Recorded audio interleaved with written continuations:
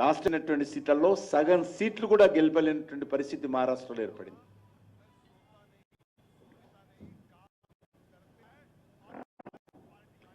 చాలా నవ్వొస్తుంది మహారాష్ట్ర ఎన్నికలు చూస్తే. ఎన్నికలు ఫలితాలు రాకముందే బాంబే ఎయిర్పోర్ట్లో 4 విమానాలు సిద్ధం చేసి పెట్టారు. 4 విమానాలు,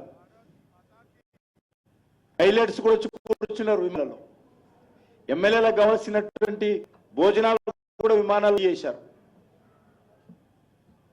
ఫలితాలు రాగానే వాళ్ళందరినీ, తెలంగాణ రాష్ట్రాన్ని కొంతమందిని, కర్ణాటక కొంతమందిని తరలించేటువంటి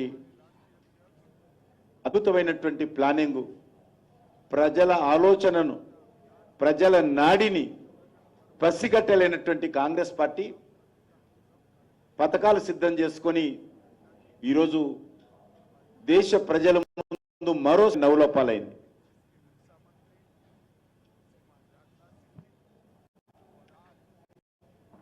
శివసేన, ఉద్ధవ్ ఠాక్రే నేతృత్వంలో ఉన్నటువంటి శివసేన, ఒరిజినల్ శివసేన కాదు, బాలాసాహెబ్ ఠాక్రే శివసేన ఏక్నాథ్ షిండే నేతృత్వంలోకి వెళ్ళింది. పార్టీ పేరు కానీ, పార్టీ గుర్తు కానీ ఏక్నాథ్ షిండే గారి నేతృత్వంలోకి వెళ్ళింది. ఉద్ధవ్ ఠాక్రే నేతృత్వంలో ఉన్నటువంటి భారత్ శివసేన రాహుల్ గాంధీతో కలిసి బాలాసాహెబ్ ఠాక్రే యొక్క సిద్ధాంతాలకు, ఆయన లక్ష్యాలకు, ఆయన స్పీక్ విరుద్ధంగా కాంగ్రెస్ పార్టీతో, ఓటు బ్యాంక్ రాజకీయాల్లో పాల్పడేటువంటి వ్యక్తులతో, శక్తులతో కలిసినందుకు మహారాష్ట్ర ప్రజలు, ముఖ్యంగా బాలాసాహెబ్ ఠాక్రే శివసేన అధినేత బాలాసాహెబ్ ఠాక్రే పట్ల విశ్వాసం ఉండేటువంటి ఓటర్లు అందరూ మూకుమ్మడిగా నరేంద్ర మోడీ గారి నేతృత్వంలోని ఎన్డీఏ పార్టీలకు మద్దతు ఇచ్చారు.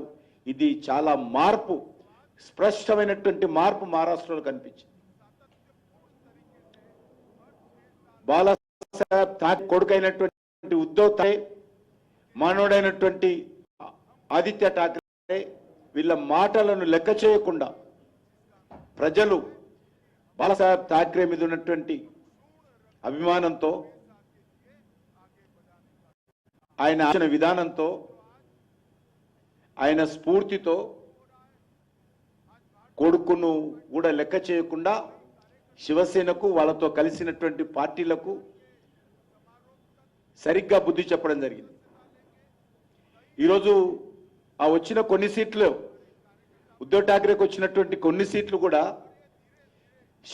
శివసేన కూడా కాదు, అది శివసేన వ్యతిరేక ఓట్ల సీట్లు వచ్చాయి. కూడా నిజమైనటువంటి శివసేన టోటల్ గా నరేంద్ర మోడీ గారి నేతృత్వంలో ఇండియా పక్కన చేరింది.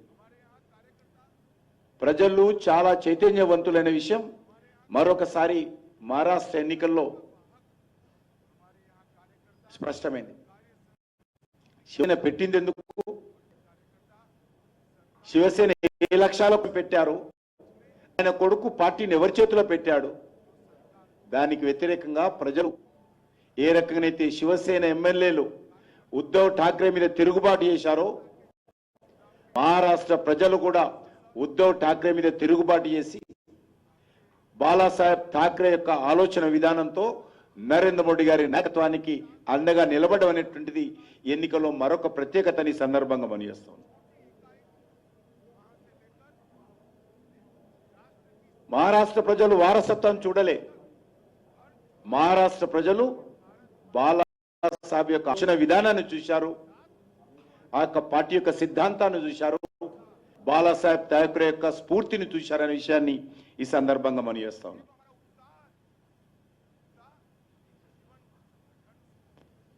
మహారాష్ట్ర ఎన్నికల్లో రాజకీయ అవకాశవాదం, ఆహారంతో మునిగిపోయేటువంటి నాగినటువంటి కాంగ్రెస్ పార్టీ కానీ, ఉద్ధవ్ ఠాక్రేని కానీ, రాజకీయ కురువృద్ధుడుగా నా కనుసైగల్లో మహారాష్ట్ర నడుస్తుందని, నా కనుసైగల్లో మరాఠవాడ ఉంటుందని ప్రగల్భాలు పెట్టేటువంటి శరద్ పవార్ గారి పట్ల కూడా ప్రజలు ఏ రకంగా తీర్పునిచ్చారో మనము అర్థం చేసుకోవచ్చు.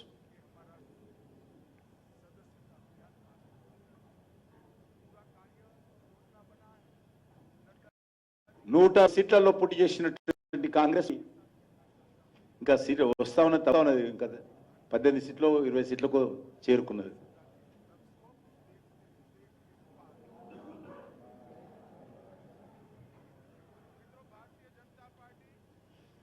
ఈరోజు మనం చూస్తా ఉన్నాం,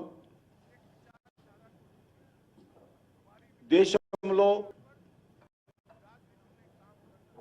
ఇటీవల జరిగినటువంటి హర్యానా,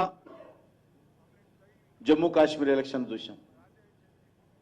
జమ్మూ కాశ్మీర్లో అత్యధికమైనటువంటి ఓట్లతో, గతంలో ఎన్నడూ లేనటువంటి సీట్లతో జమ్మూ కాశ్మీర్ యొక్క మద్దతు కూడగట్టుకున్నాం. హర్యానాలో ఎవరు ఊహించని విధంగా అత్యధికమైనటువంటి సీట్లతో హర్యానాలో భారతీయ జనతా పార్టీ ప్రభుత్వం వచ్చింది. ఈరోజు వచ్చినటువంటి ఫలితాలు చూసినట్లయితే ఒక ప్రత్యేకమైన పరిస్థితుల్లో జార్ఖండ్లో అనుకున్నటువంటి లక్ష్యాలను నిలబెట్టకపోయినా మా పాత్ర మేము పోషించాము. గతంలో సీట్లు కానీ ఓట్లు కానీ మాకు అంతే వచ్చాయి.